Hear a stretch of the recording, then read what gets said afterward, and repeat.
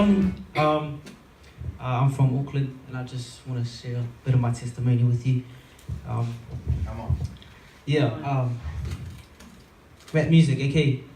I was born into a Christian family, Christian home. My father is a Christian, and his wife now, she's like one of my homies now. She's the OG, but West side, Johnny. Central. So I'm from Central Auckland, also South Auckland, and yeah. So yeah, born into a Christian family, but I grew up in an area where there's a lot of poverty, there's a lot of gangs, a lot of broken-hearted, and see, I always knew the love of God. I was taught in the ways of God and the testimony of Jesus, and well, I guess I was born to influence this world, but turned out I became influenced by this world, influenced by the streets that I grew up in, the gangs that are around me, that kind of culture, drug culture. So I ended up in a lot of fights, being the only white boy in a community with a lot of Polynesian and Māori, and so all my friends, these are all my friends, people that I've grown up with. I learned a lot about the gang culture, drug culture, and became heavily influenced by it. Even though I knew a truth and a seed in my heart that was planted by my parents. I had seen miracles before as a child. I knew that God was real, and I knew that I wanted to believe He had a plan for me. At the same time, I was an angry kid because of the fact that I had to fight to. I earned a rep by fighting, a lot of fights, and also by hip hop music. I was part of a rap group, a rap career. I wanted a rap career. So yeah, it's a bit different standing up in front of a crowd. The last time I did perform in front of a crowd was in a nightclub in town. Yeah, so but last year I came out of a drug addiction, being involved with gangs, Muggermops, KCs, Bloods, Crips, all the gangs. Might not look like it, but that's where I come from, and I have a lot of friends broken-hearted, and I have a real heart for the broken-hearted. Who grew up with who were worse off than me. But you see, God is close to the broken-hearted, and I feel like I experienced a lot, so that I could see how close He truly is to the broken-hearted, and that I was seeking Him, but He needed me to see how to truly seek Him. And I'm now part of a church in Auckland. I was invited to a concert, a hip hop concert, and by one of my friends. He's a guy from the hood, you may say. He's done time and that kind of stuff, and he was also a hip hop artist, bit of a rapper. And so I came to this concert and find out that there was a whole lot of young people like me. He would come out of gangs, come out of addiction, and broken relationships, and they found satisfaction not in the world now, but in the only one who can satisfy, who will satisfy them and fulfill the emptiness in their heart. And so they come out telling us about Jesus, rapping about Jesus. When I was a kid, this is someone I wanted to be like, and I felt like I had fallen so far from that. I stand before you, I'm far, far from perfect, but I thank God that He is perfect. And so I just want to share what now is in my church that I'm part of. I gave my heart back to the Lord, and now I'm seeing amazing things happen where I'm from, where we outreach and we see we see captives released. We see blind people see. They know who God is. We see miracles, people being healed, and I can testify to that, and that the change He's done in my heart, even as a Christian, and falling away from God. I realized that there was deep heart issues, deep wounds within myself that only God could deal with. And it's, you see, when Jesus he showed His scars to prove what He did, and this is me showing you my scars. My testimony. Amen. Thank you. Yeah, I'll let you.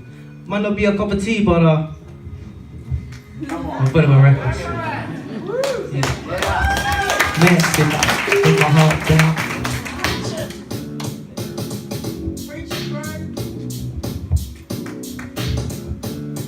Heads up, unmasking up. Let my guard down and try to understand why I'm at where I'm at. When my lungs crash, but I know every single breath I breathe was given to me, even if it's my last. And I still breathe, knowing I'm only human, but with this life I'm free in His hands. And I still fall just like I always have. Still His love lasts. Will I run fast and follow where this takes me, or will I pass? The passion of Christ is like knowing you don't have to be right. It means asking to fight, having the flashlight to brighten the path in the night. As a young traveler, difficult is the road that's getting narrower. Lord, take over the wheel if we ride. I'll be your passenger at your side. I know it's set to keep a sober mind. The world had me so blind, I thought I had to be high to read between the lines. Deep in these times of insanity, crimes against humanity, the world unraveling, wishing we could rewind. But He who steadies me prepares the way and readies me, my source of gravity. I know you'll never leave us behind.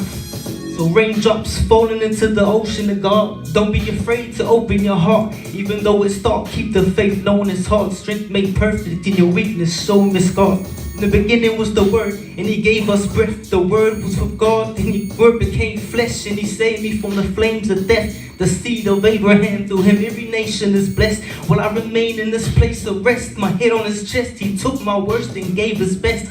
I don't need alcohol and weed to me no more. The love of Jesus is all I need, because He goes before me. He knows my story, but He rose to glory, so there's hope still for me. But enough about me. Still struggle some days, but I'll suffer for my Savior, because He suffered for me. The price to pay was too much for me, so He put up with my troublesome ways, and still His love was for free. Wow. Thank you.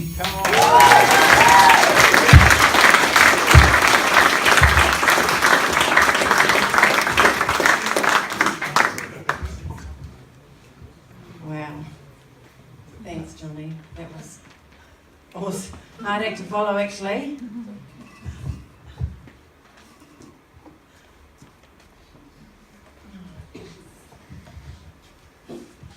Hello, kia ora. Hello.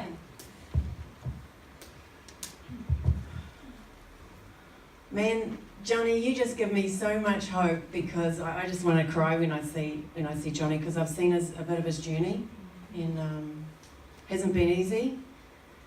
But he's a son of promise, and it gives me hope. And you know, we're all sons and daughters of promise. So a guy in Rurawai said to me last week, "You're the biggest name in Rurawai," and I went, "What for? For hope?" And I said, "Is it for hope?" And he said, and I quickly realised that hope wasn't in his vocabulary.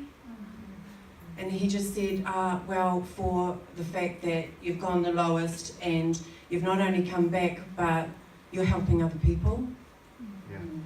And that's pretty much what I'm here to tell you, is that no matter how bad things get, there's hope. And so I'm Janet Balcome, and I'm from Rurawai, so that's up by Dargaville. I was born in Auckland and moved up there with my folks when I was 2. And my whakapapa is English and Welsh. Please don't hold that against me.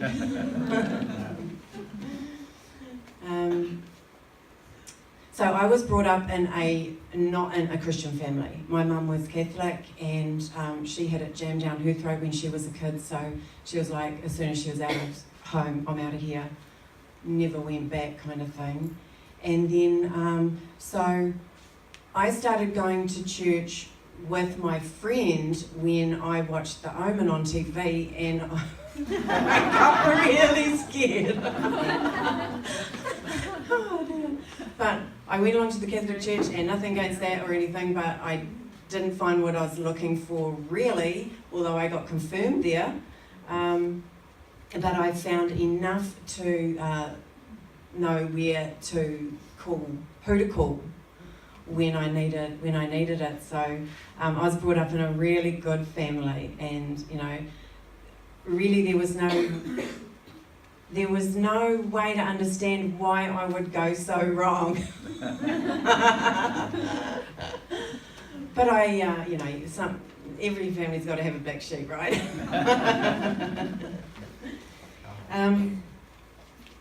But I found that, you know, there was just a huge cycle of rejection, you know, like that, Stephen, he's like, in that song, there is an enemy. We do have an enemy, and he does prowl around like a lion seeking whom he will devour.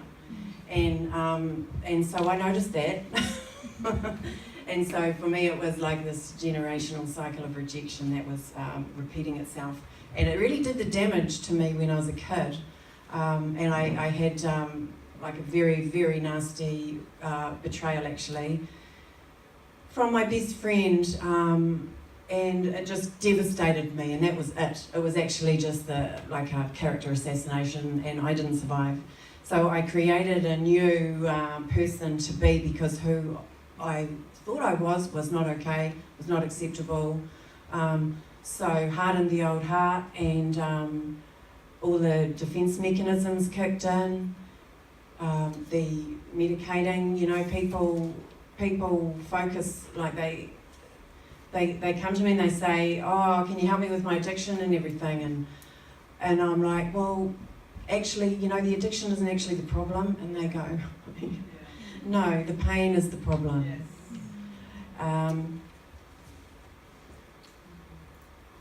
So it was a long road. It was started with pride. After the rejection, I went, no one's going to do that to me again. So I rose up on the inside in a really ugly way and was like, F the world, no one's going to hurt me like that again.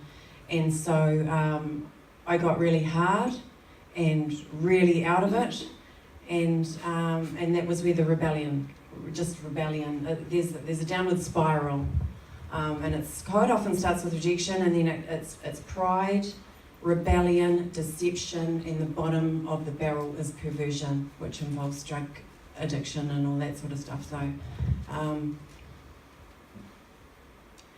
when I was 19, my bro died in an accident, and I was already a mess by then, and so it just got a whole bunch worse after that. And I couldn't afford meth, so I was just a massively bad alcoholic, and I had like generational alcoholism, nasty, right down my family line. And I met somebody, and he was to be the father of my child, and we were together for 11 years. I forgot to tell you. I did. My story is in this book called The Wild Side.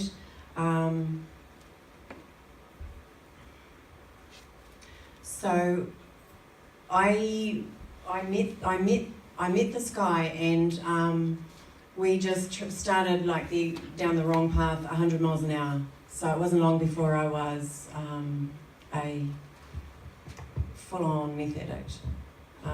And it was before you smoked it, so we were just blasting it into our arms, and for a couple of years it was just full-time outlaw mode, no work or anything like that, just living off drug money. And so he, you know, gradually things just got worse and worse and worse, and I always had this feeling like I was swimming against the tide. It was a spiritual feeling. Like, You know, when things are just kind of going well for you, and sometimes they go bad, and that's just life and all that sort of thing. And it wasn't that. It was like, man, I'm trying to climb up Niagara Falls here. But I just didn't know what to do. All I knew was that I didn't want God. That was pretty much all I knew. I didn't like who I was becoming, and I didn't like some of the things that were going on around me. I didn't like the demonic torment. I didn't like being a slave to meth addiction and marijuana addiction and codependency with a toxic relationship. Yeah, I just basically didn't like the slavery. You know, the lie is, be free, you know, freedom. There's no freedom in that lifestyle. I found that out the hard way. So, an attempt to regain some sort of identity and respect for myself, I went, okay, I was brought up better than this. Is this actually all there is? Is this going to be me for life? And I thought, no, it can't be. But how on earth do I change it? I had no power for change. I knew what I wanted. I wanted to have a job, have a flat, have a car, have some friends, normal friends that actually didn't just come around for drugs like predators. And I was like that too. You know, never go and see anyone just to see how they are.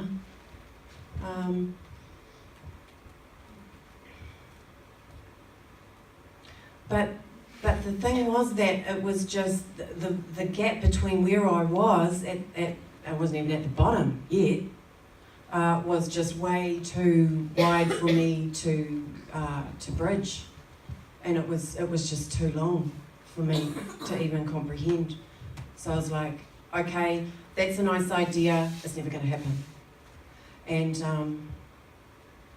so I just carried on being deeply, deeply unhappy. And some of you guys will know here, no matter how stoned you get, when you get to that point, it's not stoned enough. And things just got worse and worse and worse just gradually over the time that we were together. And so he ended up cooking meth for a couple of Auckland gangs, and that ended up turning turtle, as you can imagine. But God's good, and my mother was praying. So what happened when my brother died, she said to the Lord, what the hell is it all about, raising up these kids and pouring your life into them? And then in a blink of an eye, they're just gone. And he said to her, well, the answer to that question is not going to help you right now. Just take my hand. And she did. And she actually was born again by the Spirit of God, filled with the Holy Spirit. And she became the rock that our family grabbed onto. And she began to pray for me and for everyone else.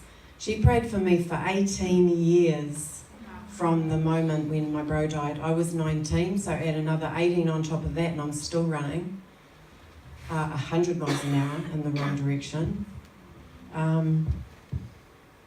I ended up getting charged with kidnapping, which I think God just threw in there for a laugh because it was a complete joke. But it's actually not so funny now that I'm trying to go to Australia. And I had to ring up the Australian embassy and say my intent to travel, and they're like, okay, well, we can give you this special condition visa, but we still don't know how it's going to go for you when you get to the airport, so good luck.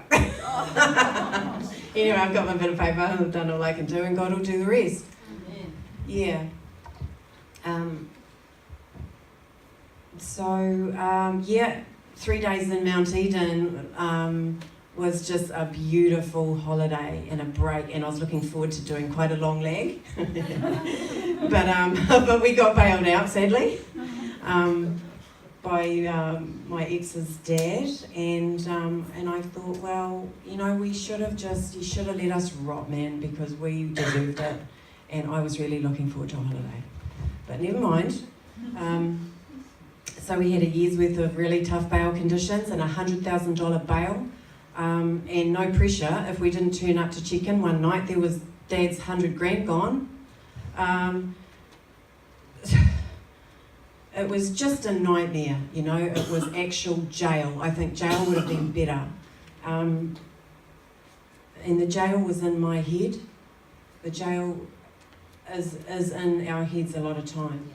And the thing is that the doors of the jail are open now, and there's no chains on us, but we can't walk out. Jesus has broken the chains, he's opened the gate, but a lot of times we just sitting in the darkness because we just can't see that it's open, and we need help. And the help's there. And so no matter how dark the prison is, there's always a little spot of light, even if it's a pinhole. And you focus on that and you go, right, that's where I'm heading. And it gets bigger and bigger and bigger, and God makes a way where there is no way. So how on earth did I come out of this thing? I gave up meth addiction by my own awesome willpower. That's what I thought. And on the outside it looked like that because it was 6 years or so before I left, or God brought me out because I didn't leave, he tricked me. And but it was because my mum was praying. So when I was, first I gave up alcohol because I thought, okay, I want to give up before I turn, before it's too late. I still want to be able to go out with my mates and not become a total hermit. So I did that when I was 24, gave up drinking, cold turkey. I was a freak, but I replaced it with marijuana, which is a real thing to watch if you're ever trying to give up anything. You've got to have planned out what you're going to replace it with, and it needs to be a good thing. Just saying. I just flipped that up for marijuana addiction, a real severe one. And then a few years on, I gave up the meth, and then marijuana was actually really, really hard, and cigarettes was even the hardest after that. But I thought, wow, I've done all that. I've done all that on my own without God. It wasn't quite true, but that's what I thought, and that's what it looked like. And people come up to me now who don't want to know God, and they say, I want your hope, but I don't want God, and I think that I can do it without him, and I don't think you need God to give up meth. I said, you're dead right, you don't. But you know what? Willpower doesn't cast out demons, and how are you going to do that, man?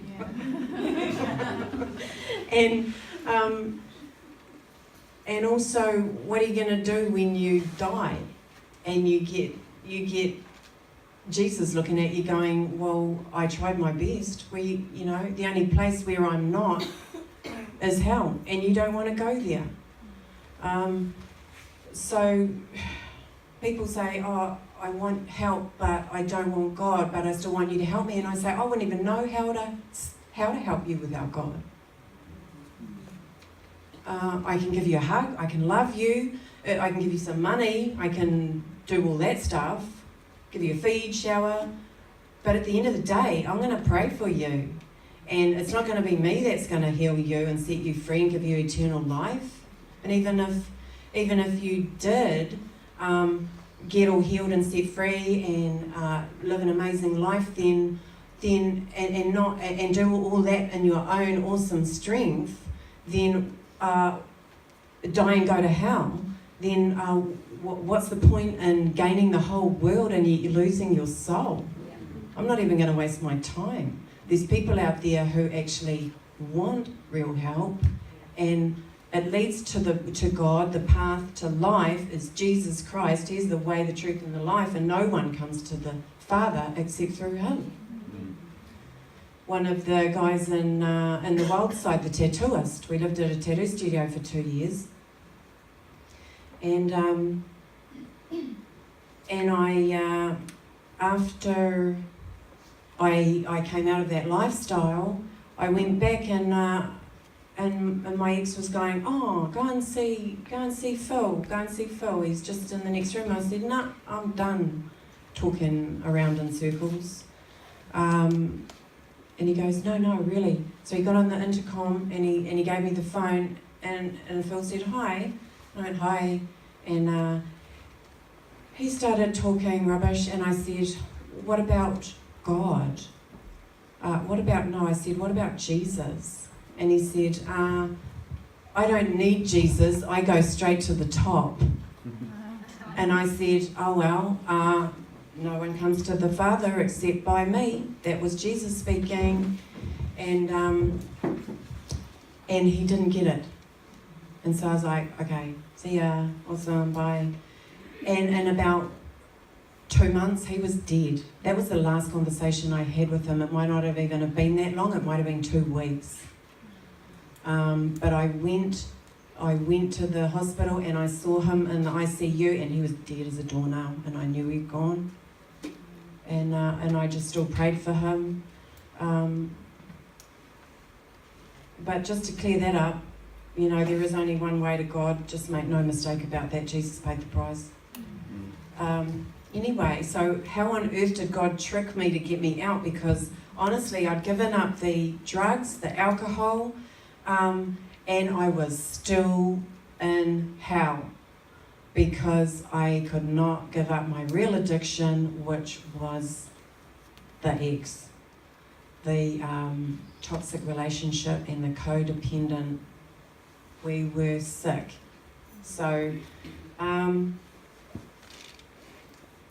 I just got lower and lower and lower and lower, and I don't know, is that still going? Yeah.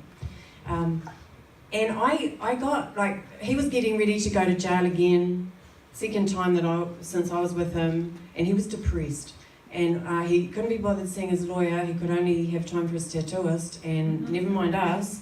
And I got sick with this gut thing, Campylobacter, and our baby, we had a baby by this time, and he was about 3 months old. And he got it, and I was like run ragged looking after him. I was already a stick. I was like half the size that I am now.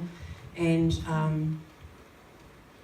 I got sick, and it was like 2 weeks of both ends going, and I couldn't even keep a sip of water down for 2 weeks. And I didn't know how sick I was, but I knew I couldn't get off the ground. And so he was stepping over me like I was a bit of wood, and I said, why don't you look after us? And I went, no, he said, oh, why don't you call your folks? And I thought, well, never would have thought of that in a million years. Would have just died there on the floor because my organs were shutting down already. And so I called Dad, and he says, cool, I'm on my way, just pack your bag and I'll be there in a couple of hours. And so I thought, okay, cool. And I didn't know I couldn't even pack my bag. I couldn't stand. It took all those 2 hours to crawl my way up onto the couch because I didn't want my dad finding me like that. So Dad turned up. I said, see you later to the ex I'll see you in a couple of days when I'm better. And I had no idea how sick I was. And I got home and I looked in the mirror, and I couldn't walk around, by the way. I was just sort of, you know, how you do around the furniture and that. And I looked in the mirror in the bathroom, and I saw a flash of, I saw in the spirit, and I saw a skull of a death, skull of death, mask of death. And I went, wow, okay. And it didn't even scare me. I just thought, that's weird, and just carried on. And then a couple of days later, I was lying on the couch, and I thought, wow, I'm out. Why would I go back? I wasn't happy. It's really hard to get out. and I'm out. What now? I need to stay out. But I can't stay out because there's these soul ties drawing me back. And no matter how hard I want to stay, I will eventually go back, and I knew it. And so I said to God, in my heart, just by myself on the couch, you better turn up now or else I'll go back.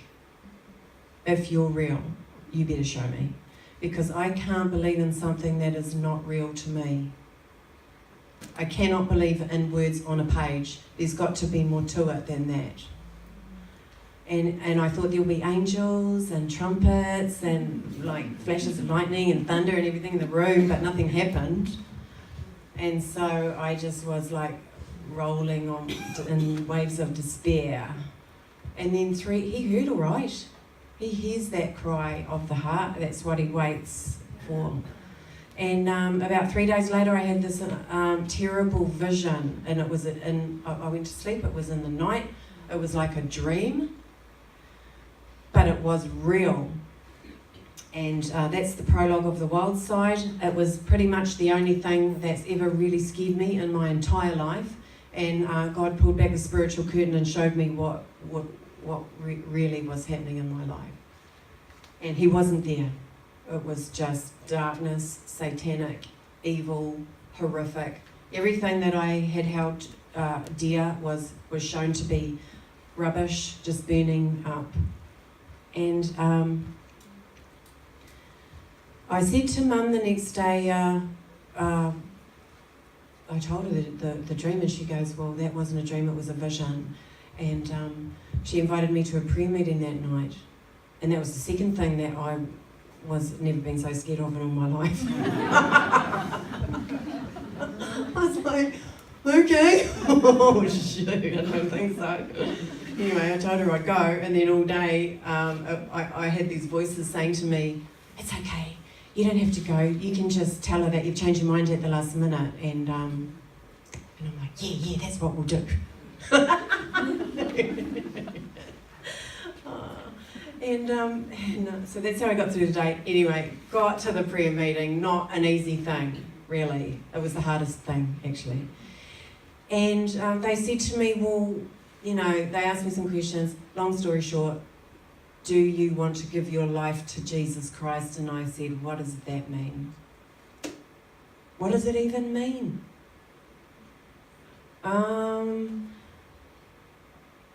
Then I thought, well, what have I got to lose? Who cares what it means? I haven't even got anything to lose. If they're saying that this is the way to go, then I haven't got any more. I haven't got anything else. I'm out of options. And so I said, okay, and they prayed for me, and I didn't have any massive enlightening experience or anything like that. God was gentle. But the next day I certainly knew that something had happened. And when I prayed that prayer and invited Jesus into my heart and asked him to forgive me for all of my filthy sin, he took it and he forgave me, and he didn't remember it anymore. And the next day I felt clean on the inside, and I felt light on the inside. And everything on the outside was different too. It was brighter, and I could see the colours better, and hear the birds singing and all that. And all I wanted to do was find out who was this God, and what did he want me to do, and what was I here for. And so I set my face like flint and went after it with all my heart.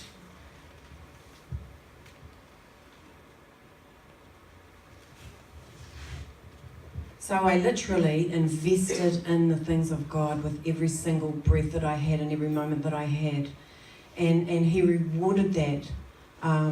He rewards those who diligently seek him. And I gradually, over a couple of years, found healing for the deep pain that had fueled my addictions, and my need to find the answer in other people. And so I found healing from the outward dysfunctional behaviour, and then I also, once he dealt with the big stuff and the mess of my life, the literal mess of my life, for example, $30,000 to the IRD tax bill couldn't be resolved. I had a list of 20 massive, really bad problems that needed sorting out. And one by one, when I was strong enough, he just said, start here, just ring this one. No, I'm not going to ring that one. Not an easy process. I mean, it might sound might sound easy, like the way I'm saying it and that, but there's nothing easy about it. In fact, it's just about the hardest thing you'll ever do is walk with the Lord and give him free rein to restore your life or our lives. And the best part is the internal healing from the internal dysfunctional behaviour. So that was fear, anxiety, anger, curses cut off, demonic portals shut, so that nothing can harm us. Nothing could harm me. True freedom, in fact. The world says, well, I think the best you can hope for is like a measure of tolerable recovery. That's what they call it, tolerable recovery. You can go to your, counsellors or mindfulness or yoga or whatever it is, and you can achieve a measure of tolerable recovery, where you can just manage like that. But all the septic stuff is still there. It's just got a lid on it. Well, I'm living proof that there is more available than just a tolerable recovery. There is absolute full restoration to the point where you actually can get to walk in your destiny, which always involves other people and generational lines. So I found that our enemy, the devil, is not just after destroying one person's life, he's after your whole generational line. He's after your kids. My son is a beekeeper. He's 19 soon, and he's not a meth cock. Thank you, Jesus. Amen. So I found that the answers were not in me. They're not... I didn't have all the answers within me. That's what the world tells us. It's all about self, self, self. Look within, all the power's within. No, it's not actually. It is up, and it is Jesus. And I love this quote by Martin Luther King. He said, an individual has not started living until he can rise above the narrow confines of his individualistic concerns to the broader concerns of all humanity. Of course, this is really only possible in its fullness through Jesus Christ, because we can do all things through him. All things. Now, I wrote a couple of other books too, called Radical Lives Volume 1 and Radical Lives Volume 2, and these are collections of other people's amazing stories of hope and full transformation. There's 35 true stories here of true Kiwis, and you'll know some of them. I want to read you the foreword from the Radical Lives Volume 2. This is quite a new book. This foreword was written by one of my heroes, Norm MacLeod, Pastor Norm MacLeod from the House of Breakthrough in Gisborne. The foreword starts, the rise of the warrior church. Society is at its wit's end and has no answer to the destructive lifestyles of people given over to violence, gangs and drugs. Only the Spirit of Jesus Christ can transform such people when surrendered to God. The world first saw radical lives changed and transformed through 12 disciples and the Apostle Paul. As you read Radical Lives 2, you will see that Jesus Christ is still having the same effect on lives throughout Aotearoa. You won't hear about them on the news. Okay, the Battle of 42nd Street. In 1941, on the island of Crete, along a sunken road named 42nd Street, the Māori battalion, along with other Kiwi and Australian troops, found themselves under fire from a fresh German regiment. The company commanders gave orders to fix bayonets and prepare to go over the top and charge the Germans. When the command was given, however, no one moved. Then a Māori soldier got to his feet and on his own initiative shouted the haka, "Kamate, kamate, kora, kora," armed only with a Bren gun magazine which he clung to as if it were a patu. His actions inspired his companions and consequentially they joined him. In the haka then charged, followed by the rest of the Kiwi and Aussie troops wiping out the German regiment. Today it feels like so many people are pinned down in the trenches of defeat, despair and discouragement, pinned down by the enemies of addiction, violence and destruction. In the Battle of 42nd Street, it only took one warrior to awaken to his courage and climb out of the trench of defeat, in which, in turn, inspired others to rise and charge the enemy, wiping them out. Just as the actions of those Māori soldiers awakened and inspired others to rise up and be free, so the stories in this book will inspire others in Aotearoa to also surrender to Christ and awaken to the warrior spirit within them and to rise up out of their own 42nd Street.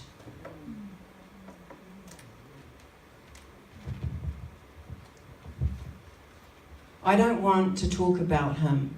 I want to introduce you to him.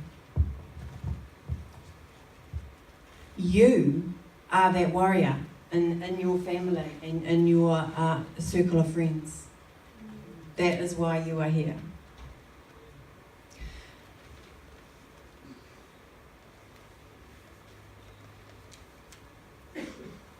May God arise and his enemies be scattered. Let's take advantage of the victory that he's already won on the cross for us. Free gift. So thank you guys so much for listening. Thank you, Jesus Christ, for being who you are. And I would just invite you guys to stand and have a stretch now, because you guys have been sitting for a while and you're awesome. I'd like to invite Ray up, and he's going to just talk to you for a sec and invite you, if anyone wants to come and meet their Lord and begin your real journey with him, now's the time. It is hard, I know. Don't be shy. If anybody's been playing with this thing and wants to recommit their lives to Jesus, then come up, and now's their time for that as well. We all know it. Stuff's about to get real. So yeah, have a stand, guys, have a stretch, and ask your friend next to you, are you okay with the Lord? Do you know Jesus? Come up and we'll pray. Thanks for listening, folks. I met the Wild One just 4 years ago. Once upon a time, my life was sex, drugs and rock and roll, and the Lord rescued me, thank God. And he is real. If you don't know the Lord Jesus Christ, if you don't know God, then be courageous tonight. Come forward, and Pastor Ryan and others will just be absolutely delighted to share with you how you can know him. And if you're a Christian and there's some problems in your life, financial or physical or sickness or what have you, come forward too. Jan and I work together. Honey? Yeah.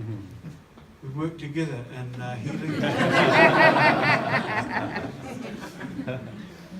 And I worked for the evangelist Bill Sabitsky for 13 years, and I saw thousands of people healed by the Lord Jesus Christ. So don't tell me that God doesn't heal today. Oh yes, he does. I've seen it. I've seen it. And I've seen people delivered from the demonic. So Be courageous tonight. That's the word I have for you. Be courageous tonight. Do you have sons and daughters that are trapped in addictions and crime? Do you have nephews and nieces? Why don't you come out and we will pray for them? So don't muck around. Come on out and we'll pray for you.